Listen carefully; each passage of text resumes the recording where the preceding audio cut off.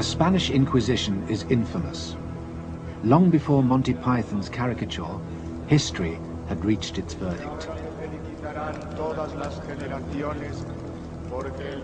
A discovery and plain declaration of the Holy Inquisition of Spain, 1567. A court without allegiance to any earthly authority. A bench of monks without appeal. There is nothing else in the world to go beyond them in their most devilish examples of tyranny. Indeed, they do so far exceed all barbarousness, a man cannot more aptly liken them than to that which they most closely resemble, and from whence they proceed. Their sire, Satan himself.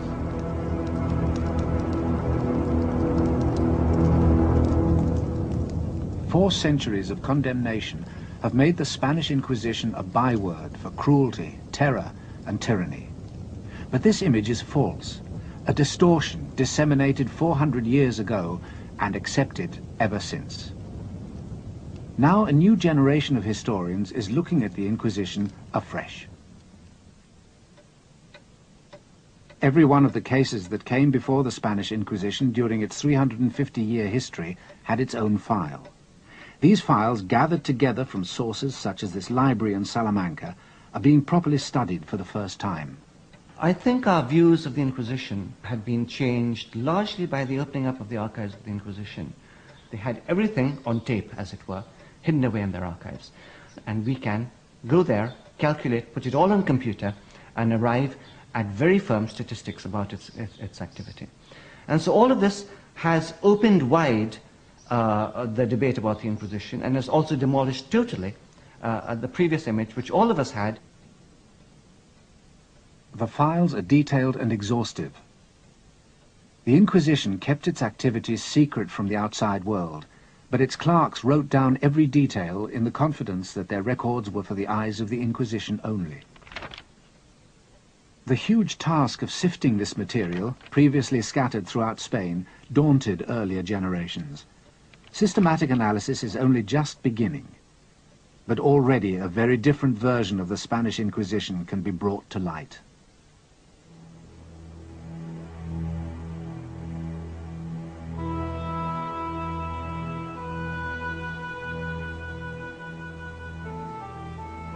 The Spain that gave birth to the Inquisition in the 15th century was barren and isolated on the fringe of Europe, half of its land unproductive, half barely sustaining a meager living, a monotonous, burning plain.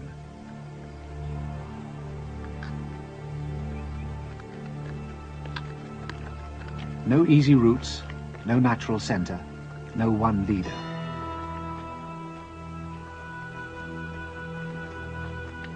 Spaniards could only dream of Hispania, the country that had been united during the days of the Roman conquest. All that was to change.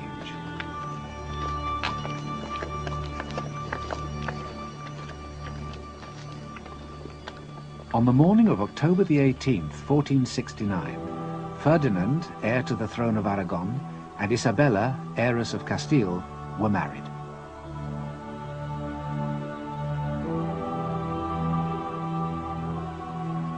Their wedding ended centuries of rivalry between the two Spanish kingdoms and would unite the country. Spain, for so long merely a name on the map, had become a historical fact. The itinerant royal court often convened in the city of Avila, here at the monastery of Santo Tomas, its facade triumphantly incorporating an H for the reunified Hispania. But for Ferdinand and Isabella, there could be no political unity without religious unity. Pressure was exerted on Spain's large Jewish population to convert. Many did, but traditional Christians were suspicious that these conversos were practicing their former religion in secret.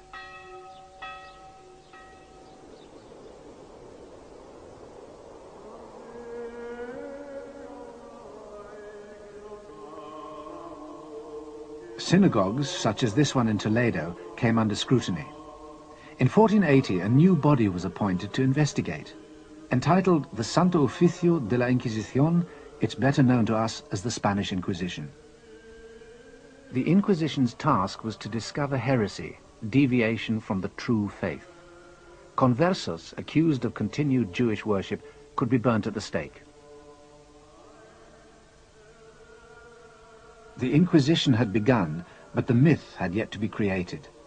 For while these years between 1480 and 1510 were by far the most active in the entire history of the Inquisition, the rest of Europe did not hurry to condemn it.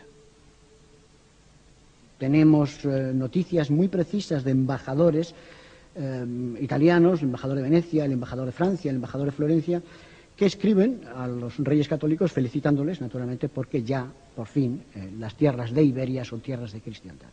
The truth is that the Inquisition was applauded for its persecution of Spain's converted Jews.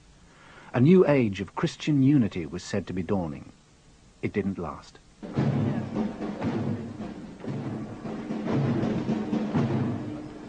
In 1517, the Church was split in two by the Reformation. It was the enormous power and wealth of the Church that the Protestant reformers made their target. A power and wealth still on display every year in Spain's religious capital, Toledo.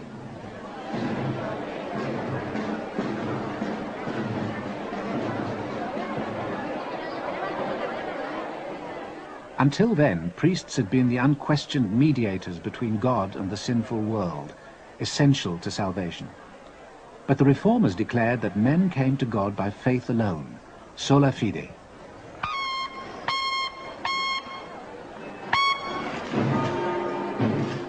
In turmoil, the Church went on the offensive. The Church's champion, defender of the faith, was Charles V, the Holy Roman Emperor. As leader of the Habsburg dynasty, he also commanded the most powerful armies in Europe.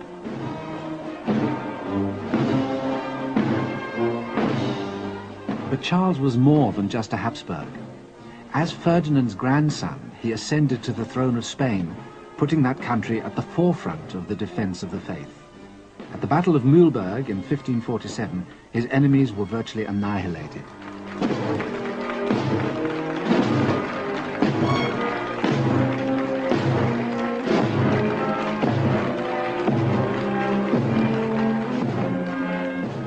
Routed on the battlefield, the reformers attacked elsewhere. Where the Church had the sword, the reformers had the printing press.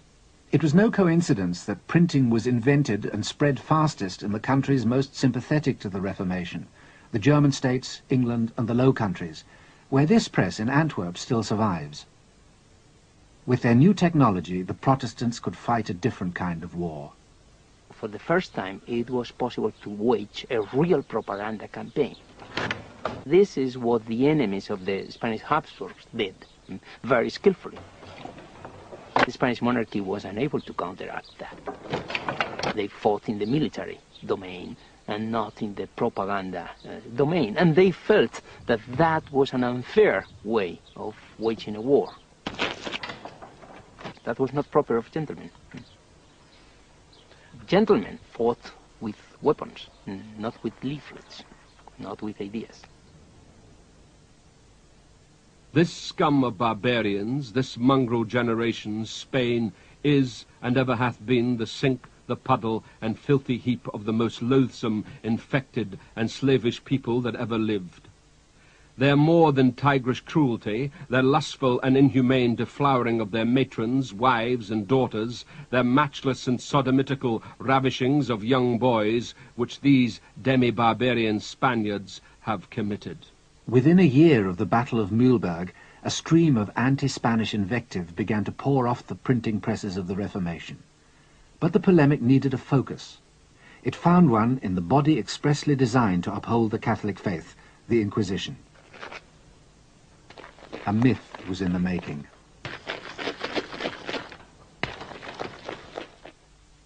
All the different accusations came together in this document, a discovery and plain declaration of sundry subtle practices of the Holy Inquisition of Spain, printed in 1567. Within the year, it was translated into English, French, Dutch, and German. Its author, masquerading as a Protestant victim of the Inquisition, wrote under the pseudonym Montanus.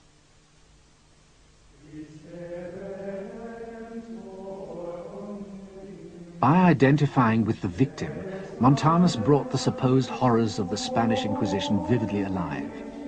It is his work which introduced to the world an image of the Inquisition which has persisted ever since. These tormentors are wholly arrayed all over from the top of their heads to the soles of their feet in a suit of canvas, like the apparel that the devils in stage plays do use, and all to this end, to make the poor soul more afraid in body and mind to see one torment him in the likeness of a devil.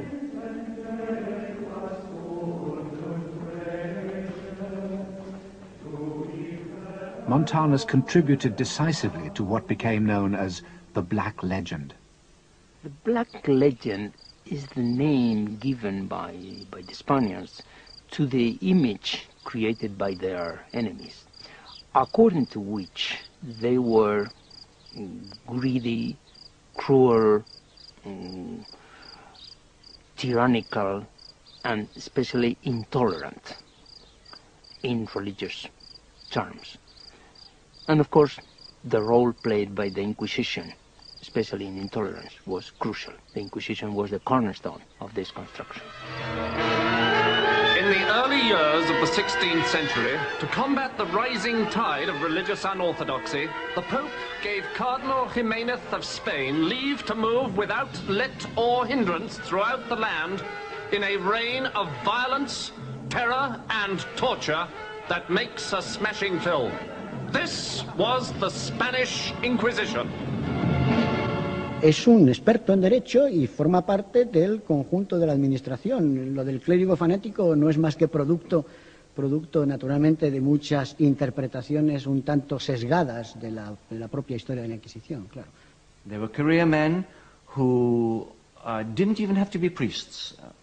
In the early period of the Inquisition, we have examples of some inquisitors who were not even priests. They were simply lawyers trained at the university.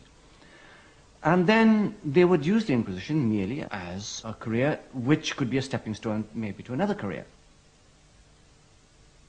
This more humdrum reality can be seen in early illustrations of the Inquisition at work.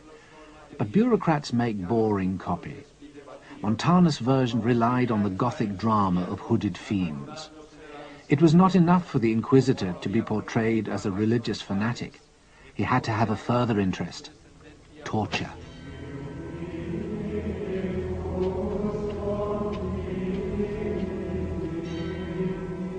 The abuse of this Inquisition is most execrable. If any word shall pass out of the mouth of any, they command him to be taken and put into a horrible prison.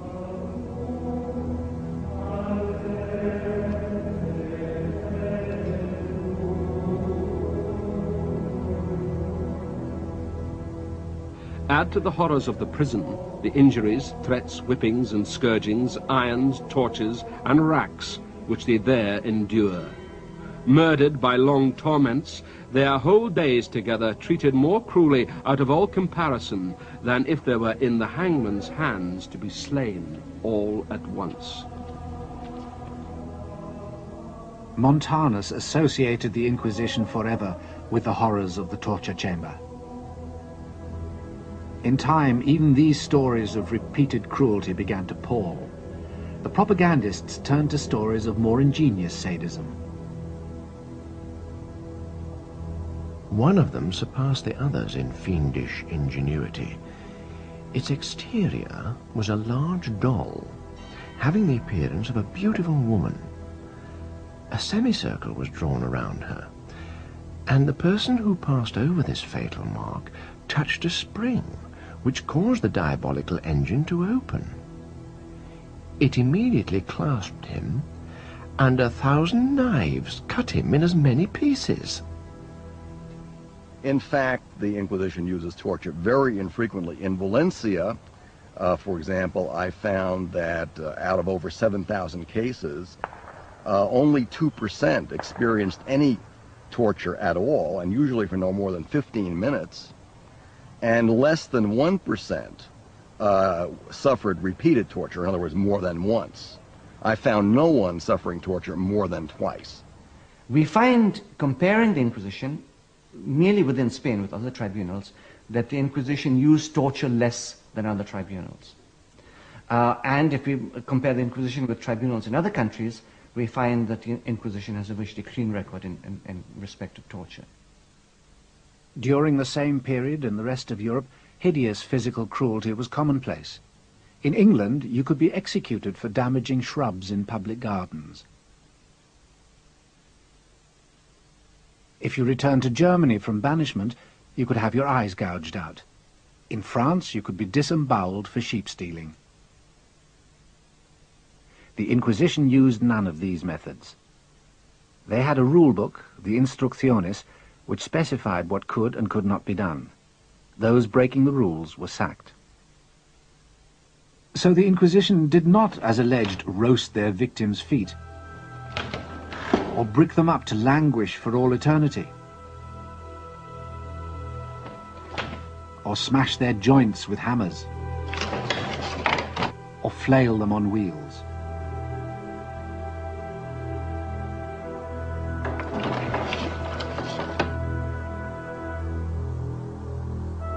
They never used the Iron Maiden.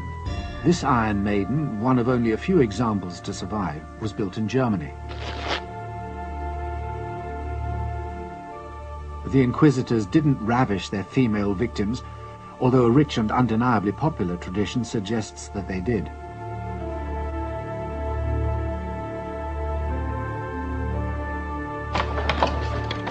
In fact, the inquisitorial torture chamber of popular myth never existed, even though this image was reprinted hundreds of times. And it was not only the use of torture that was falsified. Stories were also fabricated about the gruesome conditions in which prisoners were kept. Ironically, the Inquisition had probably the best jails in Spain. This sounds very much like whitewashing, but unfortunately it's true. Let me take a quotation from the Inquisitors in Barcelona in the middle of the 16th century, when they were asked to report on the state of their prisons, and they said, "Our prisons are full."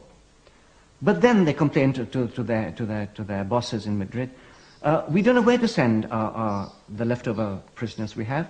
We cannot send them to the city jails, because the city jails are overcrowded, and there they are dying at the rate of 20 a week." I have found instances of prisoners in secular criminal courts blaspheming in order to get into the Inquisition prison, to escape the maltreatment they received in the secular prison. So, despite the compelling Gothic fictions of Montanus, the evidence leads us to a wholly different conclusion. The Inquisitors were certainly interrogators, but they were restrained interrogators, skeptical about the effectiveness of hardship and torture in bringing heresy to light. By contrast with many other tribunals in Europe, they emerge as almost enlightened.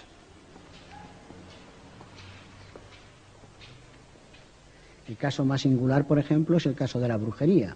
El Tribunal del Santo Oficio fue extraordinariamente benigno con el tema de la brujería, mientras que otras justicias europeas, justicias ordinarias y justicias eclesiásticas no tuvieron ni mucho menos la misma consideración con este tipo de delito.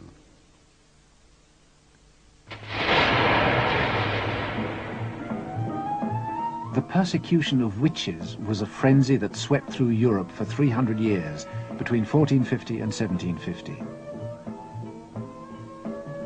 At the merest accusations of a fantastical offence, sleeping with the devil or bearing his children, women were tortured or burned at the stake. The depravity of their alleged crimes was cited to justify this brutal response.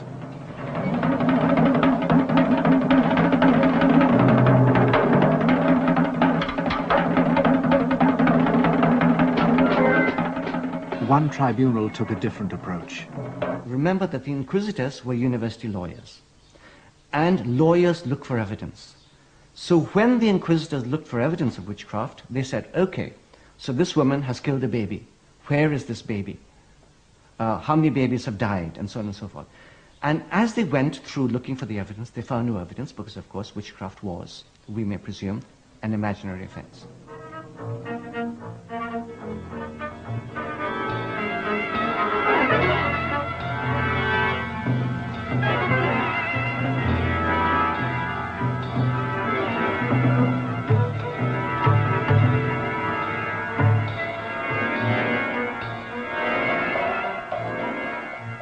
while the rest of Europe reacted with horror, the Spanish Inquisition declared witchcraft a delusion.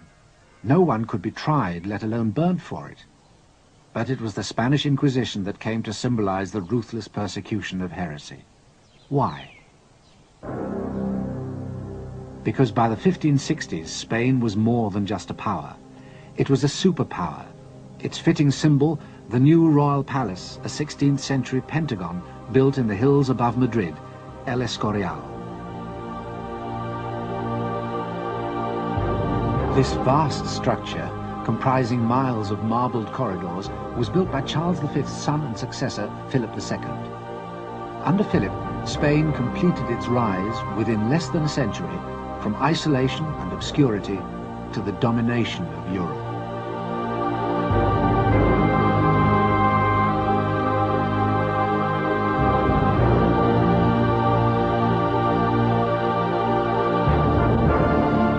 Philip was at the pinnacle of earthly power, but like his father Charles, he had a higher loyalty. Before suffering the slightest damage to religion in the service of God, I would lose all my estates and 100 lives if I had them, because I do not wish, nor do I desire, to be the ruler of heretics.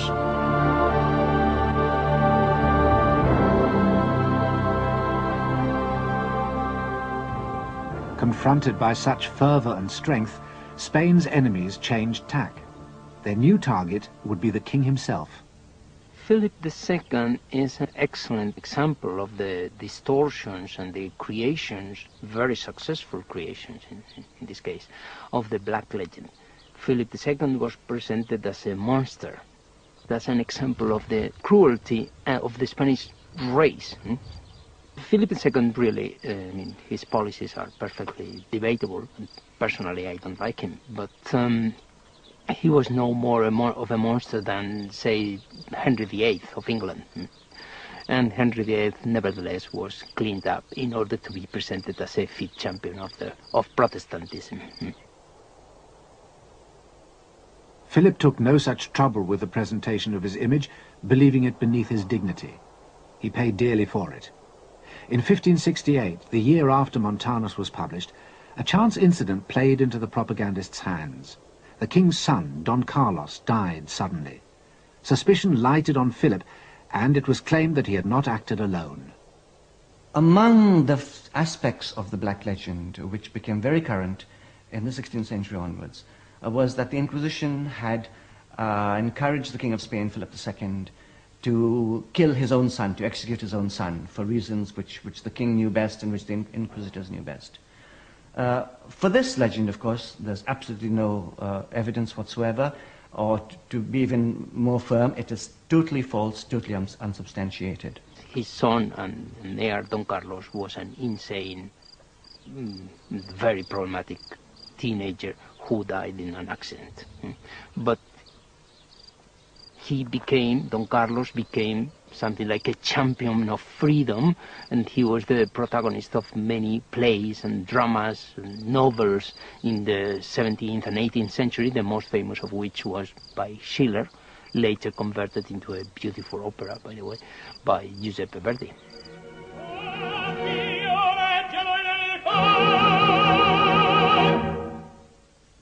In Verdi's opera, Don Carlos declares before God his allegiance to Flanders, a Habsburg province ruled by his father the king, but with strong Protestant sympathies, and by now seeking its independence.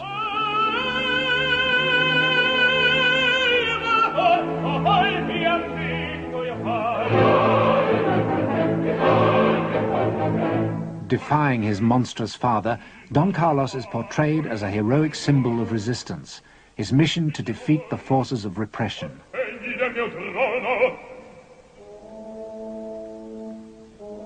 The next act opens with the king in an agony of doubt. Alone in his chambers at night, he ponders how to punish his errant son. His Christian conscience prevents him taking the most drastic step of all, until a visitor persuades him otherwise.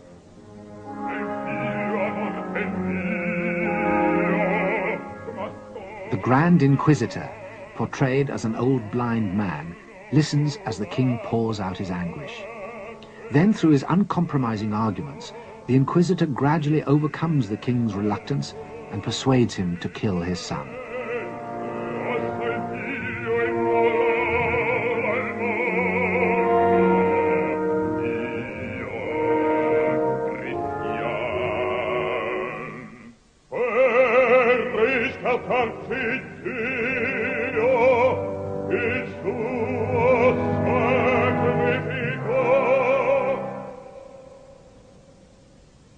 The opera is fiction from start to finish, and the most influential distortion concerns the Inquisition, which can come and go as it pleases here in Philip's private quarters at El Escorial, a malign spectral presence feared even by the king, and manipulating affairs of state from behind his throne.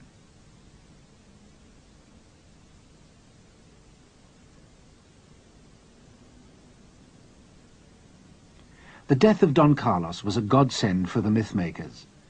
In reality, the Inquisition was no more the power behind the throne than the inadequate prince was a heroic martyr.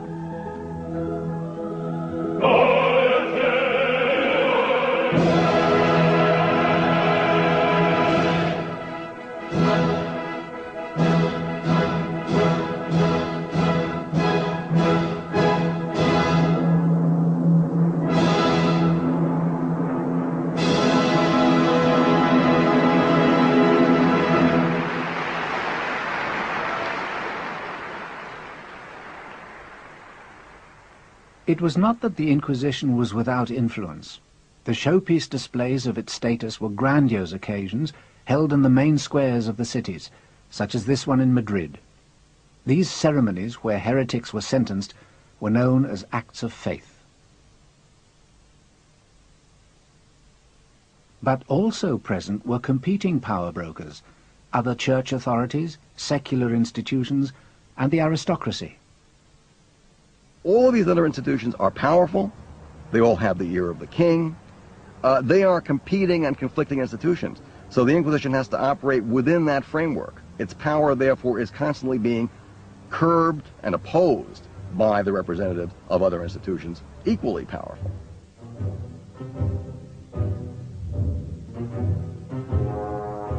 It's still possible to capture a sense of the many different power blocks then competing in Spanish society during the Corpus Christi parade in Toledo. Every one of the city's medieval guilds has its own special place in the procession and its own distinctive regalia.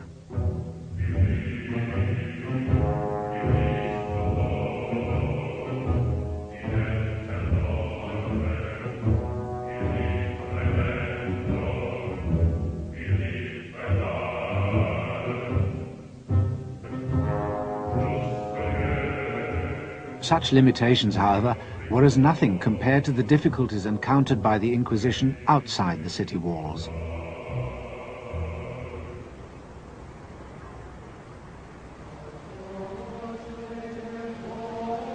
In 16th century Spain, 4 out of every 5 inhabitants lived in the countryside. The Inquisition was divided into 20 tribunals. Each of them had to cover thousands of square miles. Yet each tribunal had no more than 2 or 3 inquisitors and a handful of administrative clerks. Contemporary accounts reveal that the inquisitors detested and often shirked their sorties into rural Spain. In winter, the roads were impassable, so visitations often had to be undertaken in the burning heat of summer.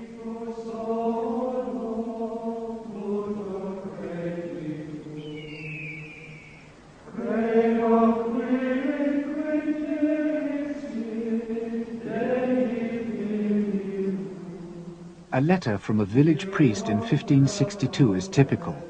This village, he wrote, does not know the Holy Inquisition. Era muy difícil controlar las áreas rurales, absolutamente imposible. Y de hecho, cuando lo intentó, se encontró con enormes dificultades.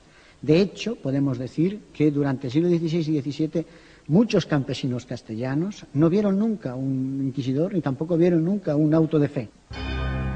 Those inquisitors who persevered with visitations to remote villages encountered a level of ignorance that made a mock of their elaborate theological training. Rural life was precarious, often lived under the threat of starvation. The villagers' beliefs were correspondingly primitive. Their only religious certainty was that death awaited them, and after death, damnation, where their punishment would be ingenious and eternal.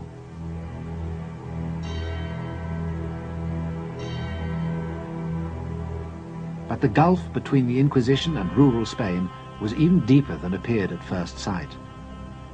A parish priest's warning betrays the Inquisition's real problem.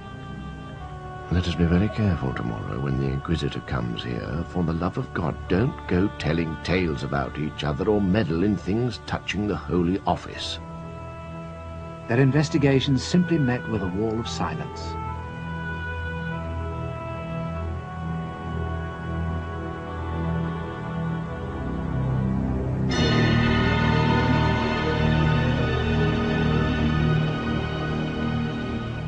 The least credible parts of the myth of the Inquisition, I suppose, are those relating to its image as being a super omnipotent institution capable of controlling the thoughts and minds of people.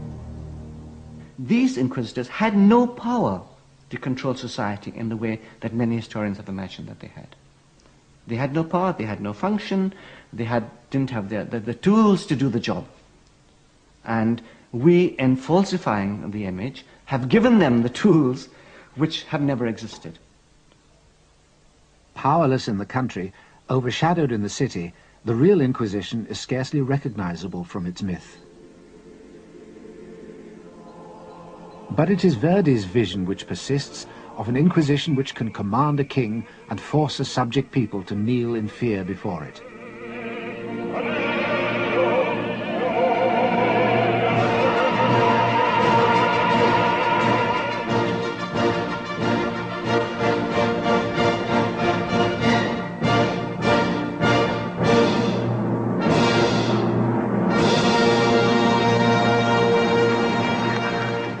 In 1570, 2 years after the death of Don Carlos, and with Spanish armies occupying much of Europe, the propagandists achieved their greatest coup. A document was circulated which purported to come from the Spanish Inquisition itself, but is now proved a forgery. It alleged that the Inquisition had decided to exterminate entire populations for heresy. This would prove the most damning and durable accusation of all, that the Spanish Inquisition claimed hundreds of thousands, even millions of victims, an allegation which was the opposite of the truth. In 16th century Spain, and dealing only in terms of Protestant heresy, fewer people died for heresy in Spain than in any other Western country. The Inquisition, for example, in the whole of the 16th century, maybe executed something like about 40 or 50 people at the outside in the whole of Spain, in the whole of the 16th century, and that includes, of course, the whole of America as well. Whereas within a small group of years, which are the reigns, we get at least the execution of 400 English people at the hands of, if we may call it, the English Inquisition, namely the English authorities who are in charge of executing people of the opposing religion. And we get the same figures in other countries. We get the same figures in France, where admittedly it was a Catholic authority. They executed something in the course of 5 or 6 years. They executed something like about 300 people.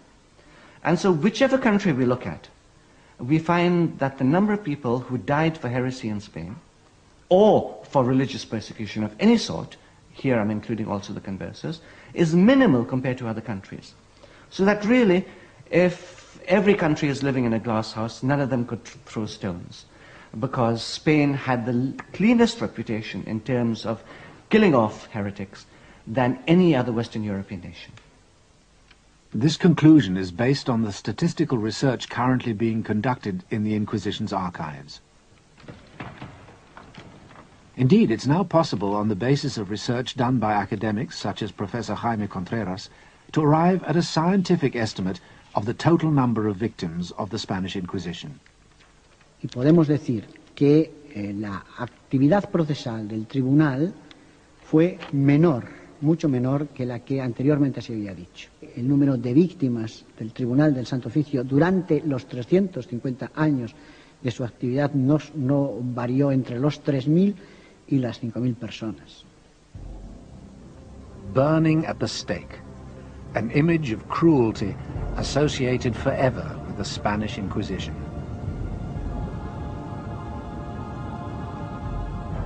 But the stake was used to kill heretics in England, France, Germany, and Scandinavia as well. Across the whole sweep of early modern Europe, heresy was hunted down and punished. But the virulence with which the other countries of Europe approached their task of burning heretics is a story seldom told.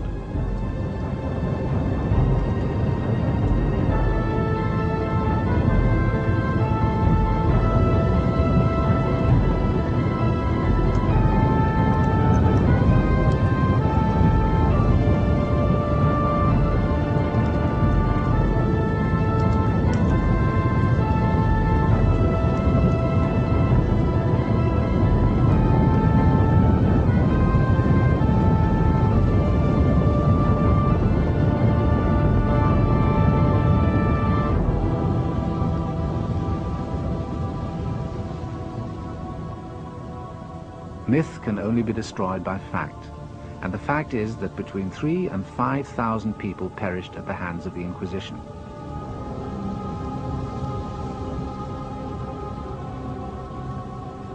During that same period, as many as 150,000 witches alone were burnt at the stake for heresy in the rest of Europe.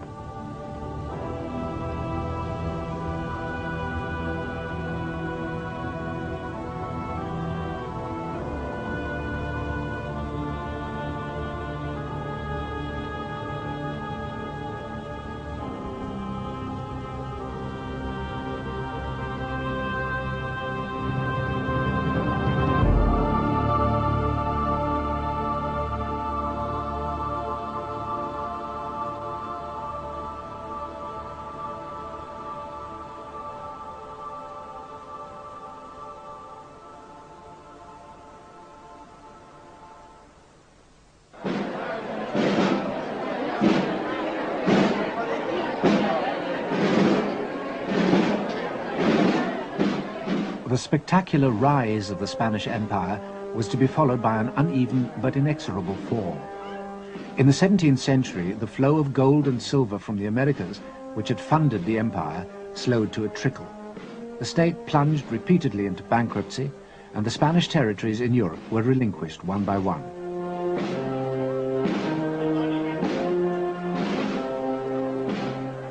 Their armies no longer marched unmatched across Europe.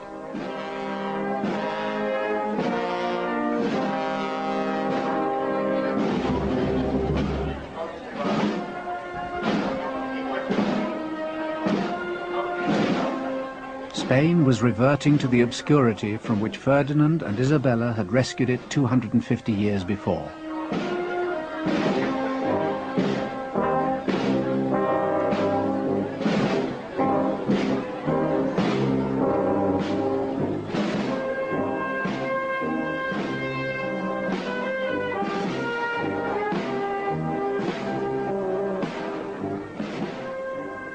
Derelict once more, Spain was again a backwater in European affairs. And by the 18th century, the Inquisition too was enfeebled, dedicating itself to such heresies as drunkenness and swearing in church. Its career was over, but its myth was indestructible. This legend on the Spanish Inquisition grew, took off, and had a life on its own. And throughout the centuries, it became more and more divorced from reality. In the 18th century, for instance, when Voltaire was crying against the crimes of the Inquisition really was killing nobody. There were no burnings or anything like that in the 18th century. And in the 19th century, when the Inquisition disappeared, they hadn't killed anyone for a very long period of time. The Inquisition was eventually wound up in this backstreet of Madrid. Yet its supposed horrors were being more vividly presented than ever. The Spanish painter Goya depicted its abuses to satirize the corrupt Spanish government of his day.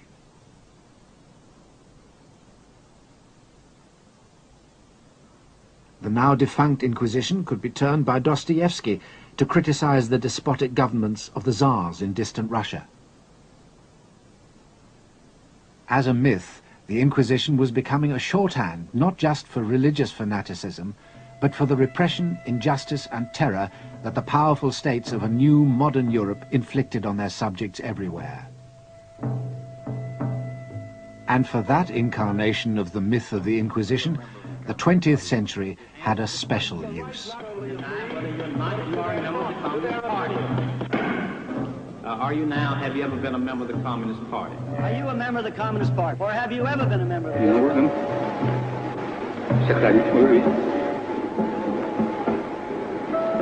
I ask you again, are you now, or have you ever been a member of the Communist Party? Do you refuse to answer whether or not you are now, have ever been a member of the Communist Party? You can answer the question, yes or no. Comrades, attention! Our beloved leader, have you ever been a question? Are you now, have you ever been a member of the Communist Party? No. Ask him the next question. Ask him the next question. No. Ever been a member of the Communist Party? That's not the question. Am I by any chance addressing a senior dignitary of the Spanish Inquisition? ¿Te gusta la mucha de la Inquisición? Good. Because if I am, I wish to make it quite clear that I am prepared to tell you absolutely anything.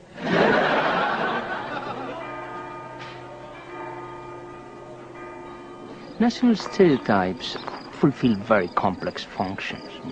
On the one hand, they simplify reality. And reality is too complex for the human mind, and we all love simplifications. So, on the one hand, they are useful in that sense, although they, of course, falsify reality. On the other hand, they allow us to project our own unpleasant traits onto another, onto an external entity. Same as in the 16th century, British could believe that all intolerance was Spanish, that is foreign.